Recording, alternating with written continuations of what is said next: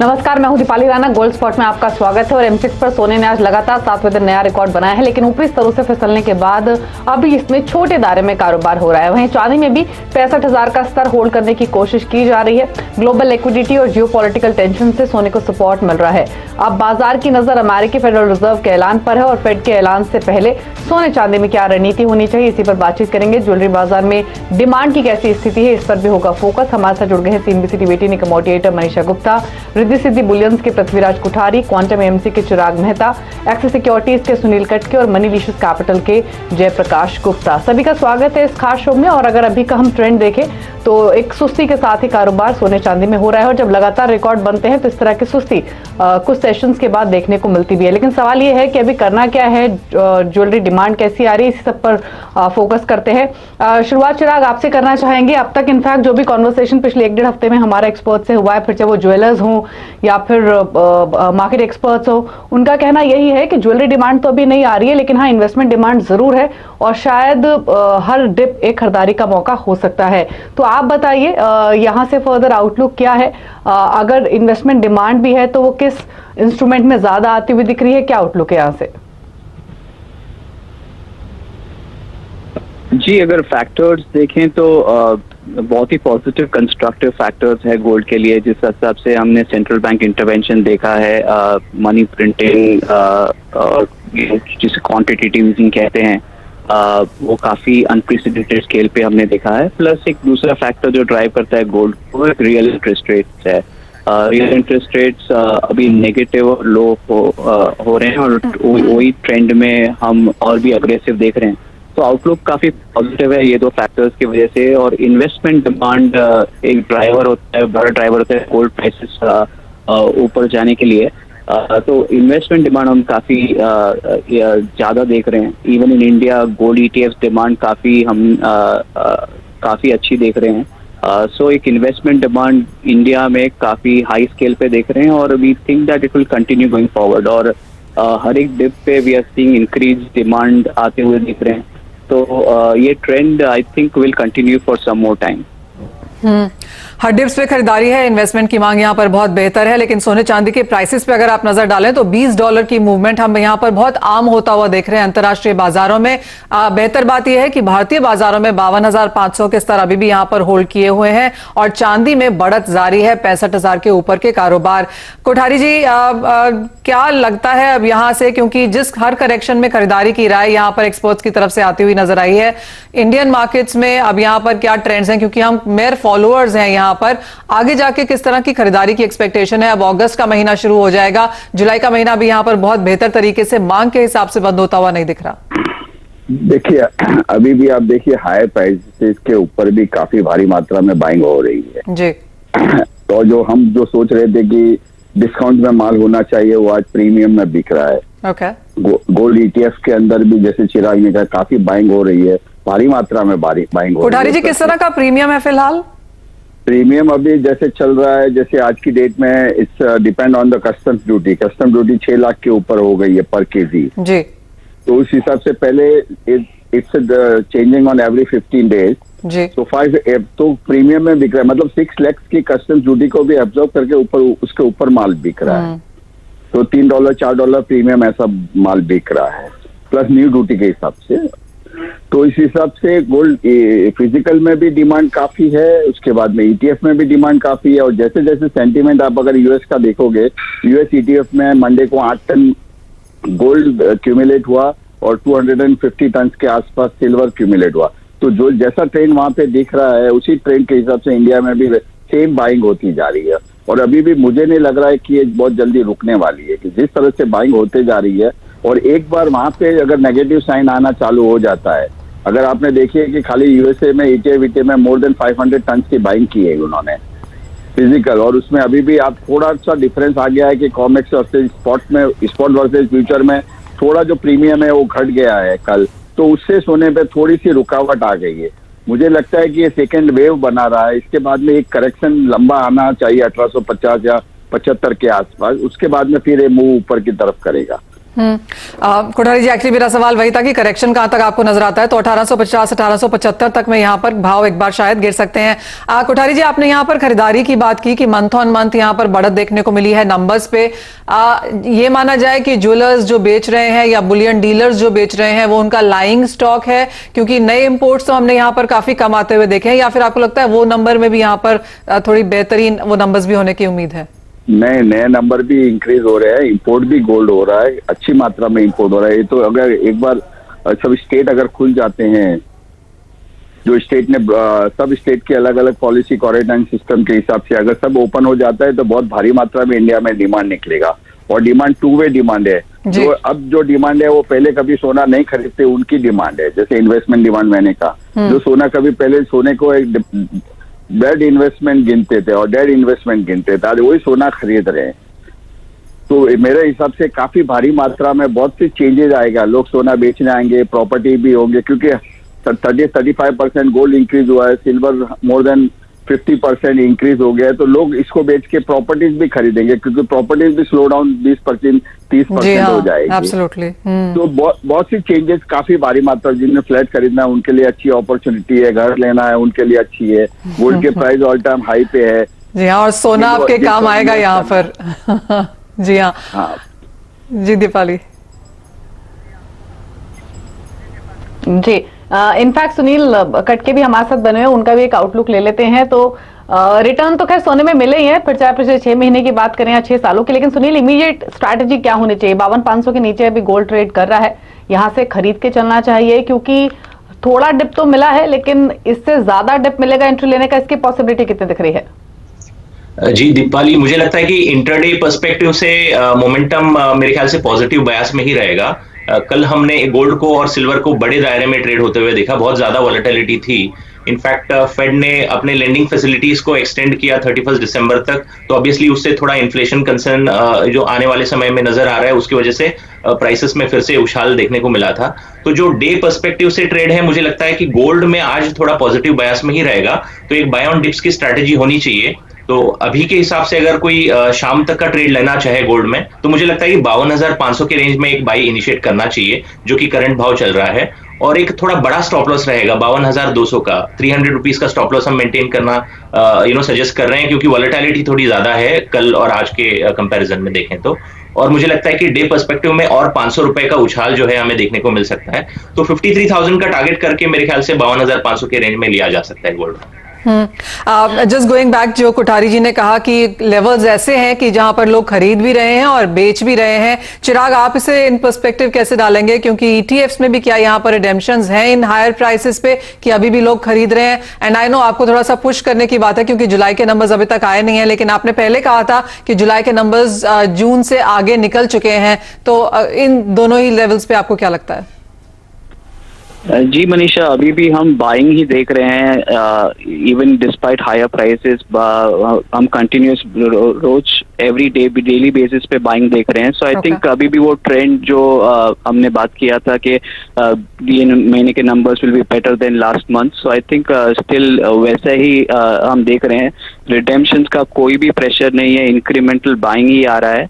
और गोल्ड एक देखें तो काफी अंडर ओन्ड एसेट है overall from a investment perspective. Portfolios में गोल्ड का एलोकेशन काफी कम है, even not only in India, globally. Globally जो हमने लास्ट टाइम ईटीएफ में बाइंग देखा था, तो ETF gold ETF assets as a percentage of total ETF देखेंगे तो 2% से लेके it had gone up to 8% and वापस इट केम बैक टू 2%। अभी हम वापस वो इंक्रीज ट्रेंड देख रहे हैं, to it has only gone to 3% now despite so much buying. तो हम एक काफी आगे बाइंग एंटिसिपेट कर सकते हैं, not only in India but globally. और वो ये investment trend I think will go further from here. जी जय, सिल्वर पर आपका क्या आउटलुक है? क्योंकि सिल्वर में एक स्ट्रॉन्ग परफॉर्मेंस हमने देखी और जो टारगेट्स हमें दिवाली तक मिल रहे थे वो हाल ही में अचीव हो गए, तो जो 65,000 के नीचे अब ये फिसला है, थोड़ा नीचे कारोबार कर रहा है, इस यहाँ पर क्या आउटलुक है फर्दर? क्या प्रॉफिट बुकिंग थोड़ी और एक्सटेंड हो सकती है और स्ट्रैटेजी क्या कैसे प्ले करनी है सिल्वर में? जी देखिए दीपाली, ट्रेंड अभी भी पॉजिटिव है। जैसा आज एक इम्पॉर्टेंट इवेंट है इवनिंग में, तो मार्केट में थोड़ा वोलेटिलिटी ज़रूर देखने को मिलेगा। लेकिन जो ब्रॉडली कंसर्न्स हैं, देखिए यूएस में जिस हिसाब से कोविड के केसेस बढ़ रहे हैं, कल record high number of cases निकल के आए, तो इससे हो सकता है कि फेड के जो आउटलुक है उस पर भी थोड़ा सा एक प्रेशर रहेगा, और मार्केट मुझे लगता है उसके बाद यहाँ पे एक फिर से फर्दर अप मूव दिखा सकता है। तो बाई ऑन डिप्स की ही रणनीति रखनी चाहिए। इवन ऑन सिल्वर मुझे लगता है 72,000 का जो एक साइकोलॉजिकल लेवल है वो पॉसिबल है कि अगस्त फर्स्ट वीक या 10 तारीख तक ही देखने को मिल जाए। कोई भी ट्रेडिंग पर्सपेक्टिव से मुझे लगता है जो भी ट्रेड इनिशिएट करें, बाई ऑन डिप्स की ही रणनीति रखें फिलहाल आज के लिए। ओवरनाइट पोजीशंस कैरी नहीं करनी चाहिए, क्योंकि जो फेड के अनाउंसमेंट्स आएंगे वो हमारे मार्केट एमसीएक्स बंद होने के बाद आएगा। तो but overall by on dips की ही रणनीति रखनी चाहिए। तारी की राय यहाँ पर क्लियरली चल के बनाएं, सभी एक्सपर्ट्स का यही मानना है। इसी के साथ कोठारी जी और चिराग, आपका बहुत शुक्रिया साथ जुड़ने के लिए और वो राय हमारे दर्शकों के सामने रखने के लिए। और जैसे जय भी कह रहे थे कि आज शाम को इंपॉर्टेंट इवेंट है, यूएस फेड की मीटिंग है, स्टिमुलस और किस तरह की मॉनेटरी पॉलिसी आके जाके रह सकती है। ये इंपॉर्टेंट साल है क्योंकि यूएस प्रेसिडेंशियल इलेक्शंस भी हैं, तो यूएस फेड डविश रहेगा, इसी की उम्मीद फिलहाल बाजार करके चल रहा है और वो क्वाइट क्लियरली बाजार में भी है। जय, इन सब के चलते आप मेटल्स में किस तरह का कारोबार देखते हैं? काफी flat moves as of now. जी अगेन यहाँ पे देखिए, अगर स्टिमुलस रहता है, अगर फेड अपना टैप खुला रखता है यहाँ पे लिक्विडिटी का, तो जैसा हम लोगों ने देखा है पिछले 2 महीने से लिक्विडिटी ड्रिवन रैली है वो आगे भी कंटिन्यू रह सकता है। यहाँ पे देखिए डिमांड साइड में प्रेशर जरूर है, लेकिन सप्लाई साइड कंसर्न्स भी हैं, क्योंकि जो माइंस हैं यहाँ पे साउथ अमेरिका में वो सब अभी भी बंद हैं कोविड के कारण, तो जिसके कारण एक प्राइस में अपमूव है। मुझे लगता है अगर लिक्विडिटी इस तरह से लिक्विडिटी का फ्लो आगे भी कायम रहा तो बेस मेटल्स में पॉसिबल है कि यहाँ से और थोड़ा उछाल देखने को मिल सकता है। अगेन यहाँ पे शॉर्ट करना रिकमेंडेड नहीं होगा, प्योरली फ्रॉम अ ट्रेडिंग और लिक्विडिटी फ्लो पर्सपेक्टिव। फंडामेंटली यहाँ पे बहुत स्ट्रेस्ड है बेस मेटल के प्राइसेस, लेकिन आज के माहौल ऐसा है कि फंडामेंटल्स काम नहीं कर रहा है, everybody is flowing with the liquidity. तो बाई ऑन डिप्स की ही रणनीति रखनी चाहिए मेटल्स में भी। कॉपर नेक्स्ट कॉन्ट्रैक्ट अगर देखें तो 505 के आसपास लिया जा सकता है, 500 के स्ट्रिक्ट स्टॉप लॉस से। पॉसिबल है कि 515 516 हो सकता है कल या नेक्स्ट वीक तक दिखा दे। ठीक है, तो बेस मेटल्स में बेचने की सलाह बिल्कुल नहीं है। एक अच्छी परफॉर्मेंस हमने देखी, आज भरी थोड़े से फ्लैट टुवर्ड्स नेगेटिव बार्स के साथ ट्रेड कर रहे हैं। सिमिलरली अगर क्रूड को देखेंगे तो बहुत छोटे दायरे में यहाँ पर ट्रेड हो रहा है। अमेरिका में जो इन्वेंट्री घटी है उसे सपोर्ट बना हुआ है लोअर लेवल्स पर, लेकिन अगेन जो फेडरल रिजर्व के ऐलान है उस पर नजरें टिकी हुई हैं। क्रूड पर सुनील, आपका आउटलुक क्या है? क्या लाइकली रेंज आप आगे जाते हुए एक्सपेक्ट कर रहे हैं? क्या सजेशन होगा? जी दीपाली, आई थिंक क्रूड बहुत ही एक दायरे में ट्रेड हो रहा है। लास्ट अगर 10 दिन की बात करें, इवन लास्ट हफ्ते का अगर इन्वेंट्री डेटा देखें तो 4.9 मिलियन बैरल का सरप्लस ही हमने देखा था, जो कि फोरकास्ट था कि थोड़ा हम 1.9 मिलियन बैरल तक का डेफिसिट हम देखें। तो उस वजह से मुझे लगता है कि जो स्टिमुलस मेजर्स आ रहे हैं, जो मनी पंपिंग हो रहा है, जिसकी वजह से डिमांड में थोड़ी बढ़ोतरी हम एक्सपेक्ट कर रहे थे, वो कैप हो रहा है कहीं ना कहीं।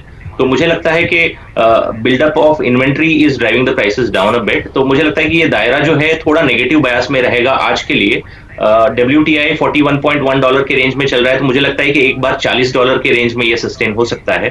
तो डे पर्सपेक्टिव से मुझे लगता है कि 3080 के रेंज में एक सेल इनिशिएट किया जा सकता है क्रूड ऑयल में। एक छोटा सा स्टॉप लॉस 3110 का मेंटेन करके चलें, और मुझे लगता है 3030 तक का एक लेवल जो है आज के पर्सपेक्टिव से देखने को मिल सकता है। तो कुछ मुनाफा वसूली की यहाँ पर उम्मीद है। लेकिन सुनील, आपसे भी जानना चाहेंगे कि मेटल्स में आपको क्या लगता है, जिस तरह के क्यूज फिलहाल हम यहाँ पर देख रहे हैं, रनअप काफी स्ट्रांग यहाँ पर ऑलरेडी है, स्टिमुलस का सपोर्ट है, लेकिन कॉन्ट्रडिक्टिंग फंडामेंटल्स भी हैं, आप क्या क्या स्ट्रैटेजी देंगे? मनीषा जी, मुझे लगता है कि जितने भी फंडामेंटल्स है, बीट जो डिसरप्शन है माइनिंग फ्रंट पे, जो सप्लाई कंसर्न्स हैं, और जो स्टिमुलस मेजर्स की वजह से जो इकोनॉमी में मैन्युफैक्चरिंग को जो पुश मिलना चाहिए वो मिल भी रहा है। इवन अगर देखें तो चाइनीज कॉपर इंपोर्ट जो है ईयर ऑन ईयर डबल भी हो चुका है। तो ये सारे प्राइसेस जो हैं फैक्टर्ड इन हो चुके हैं बेस मेटल के प्राइसेस पे अगर हम देखते हैं तो fundamentals have been factored into the prices. तो मुझे लगता है कि एक छोटा सा करेक्शन हमें प्रॉफिट बुकिंग के तौर पे या टेक्निकल करेक्शन जो है हमें देखने को मिल सकता है। तो अगर लॉन्ग टर्म पर्सपेक्टिव से लेके चलें तो डिमांड कंसर्न मुझे लगता है कि जब तक कोविड-19 का सिनारियो पूरी तरीके से डील नहीं हो जाता है तब तक मुझे लगता है कि प्राइसेस अंडर प्रेशर रहेंगे, क्योंकि एवरलास्टिंग स्टिमुलस मेजर्स काम नहीं करेंगे। करेंसी डिवैल्यू होते जाएगा तो it will be difficult to manage, economy को डिफिकल्ट हो जाएगा मैनेज करने में। तो मुझे लगता है कि कहीं ना कहीं जो रियलिटी है, अभी भी कंजम्पशन जो है एक फुल फ्लेज्ड लेवल तक पहुंचा नहीं है, इंडस्ट्रीज बैक टू 100% कैपेसिटी आई नहीं है। जो आज की तारीख में हम प्राइसेस देख रहे हैं वो फंडामेंटल्स के बियॉन्ड है। तो मुझे लगता है कि एक छोटा करेक्शन जरूर हमें देखने को मिल सकता है। तो मेरा राय अगर कॉपर के फ्रंट पे देखें तो मुझे लगता है डे पर्सपेक्टिव से 503 का टारगेट करके 507-50 के लेवल में सेल इनिशिएट करना चाहिए और एक स्ट्रिक्ट स्टॉप लॉस मेंटेन किया जा सकता है 510 लेवल का। ठीक है, तो ये इमीडिएट स्ट्रैटेजी है, लेकिन स्टॉप लॉस और टारगेट आपको स्ट्रिक्टली मेंटेन करने हैं कॉपर पर। एक ब्रेक के लिए रुक रहे हैं। ब्रेक के बाद एनसीडीएक्स के सीईओ मिस्टर विजय कुमार हमारे साथ बने रहेंगे। दरअसल एनसीडीएक्स ने ऑप्शंस इन गुड कॉन्ट्रैक्ट शुरू कर दिए हैं। इन कॉन्ट्रैक्ट के शुरू करने के मायने क्या है, इसको समझेंगे एक छोटे से ब्रेक के बाद।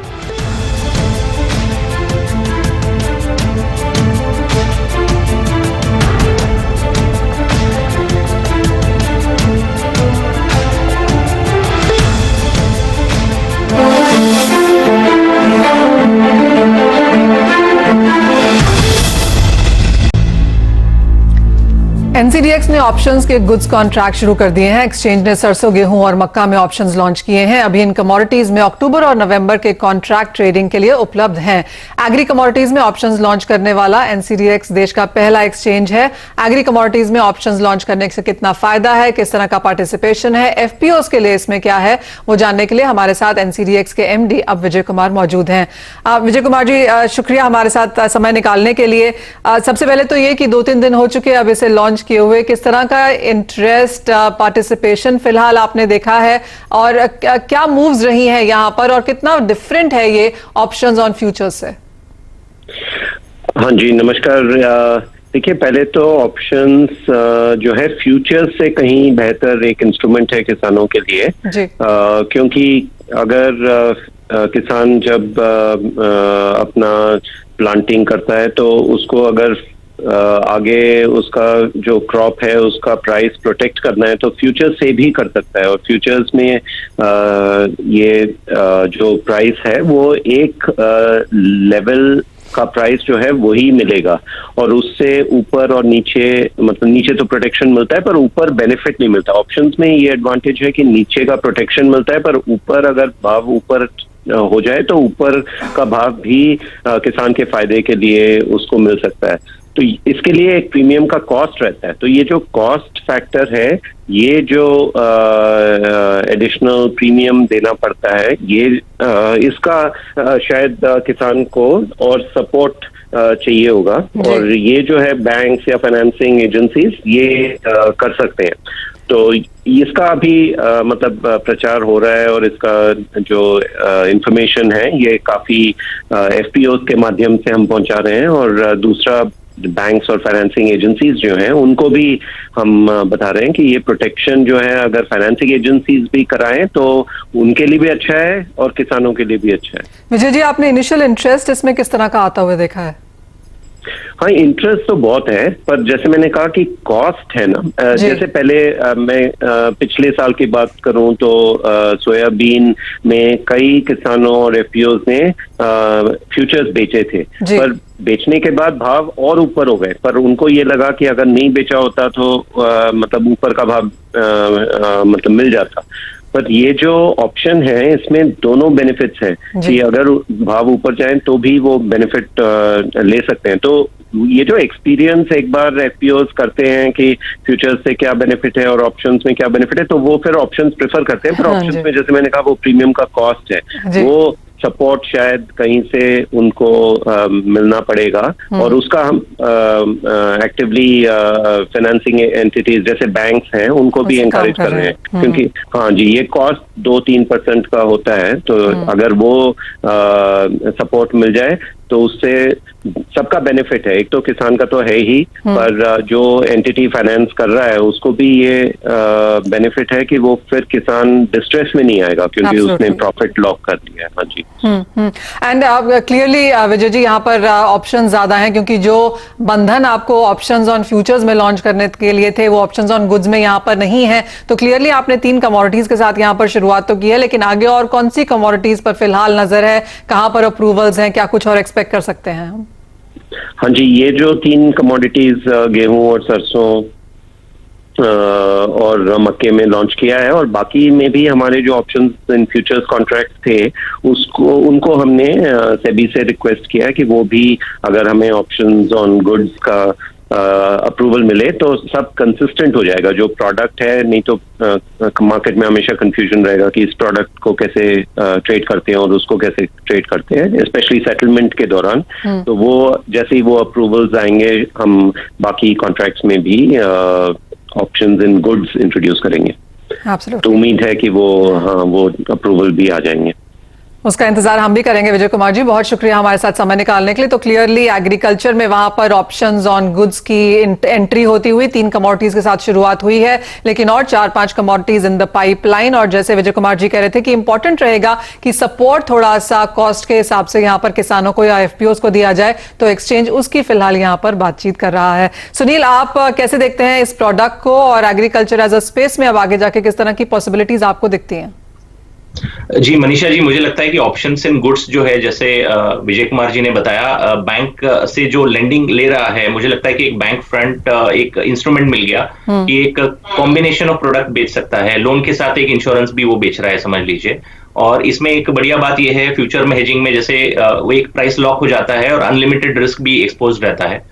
बट ऑप्शन में आपने प्रीमियम पे कर दिया, एंड द प्रीमियम अगर 2 या 3% का है, और अगर मार्केट में उछाल 10% का देखने को मिलता है, तो किसान को 3% का ही नुकसान है जो प्रीमियम उसने पे किया। बाकी 7% का जो गेन फिजिकल मार्केट में मिल रहा है वो उसका फायदा हो जाता है। तो मेरे ख्याल से एक सेफर ऑप्शन जो है एक इंस्ट्रूमेंट के तौर पे नजर आता है लोगों को। फ्यूचर के मुकाबले अगर हेजिंग करना है तो मुझे लगता है फार्मर फ्रंट पे ऑप्शन एक बेहतर इंस्ट्रूमेंट नजर आता है। और ये फाइनेंशियल इंस्टीट्यूशंस के लिए भी एक सेफ्टी का इंस्ट्रूमेंट बन जाता है। एज अ कॉम्बिनेशन प्रोडक्ट बेच सकते हैं, और वहां पे इवन जो हेयर कट लगाया जाता है, जैसे अगर 1 करोड़ का कमोडिटी लेना है तो उसका प्लेज करके 75% उसको फंडिंग मिलती है।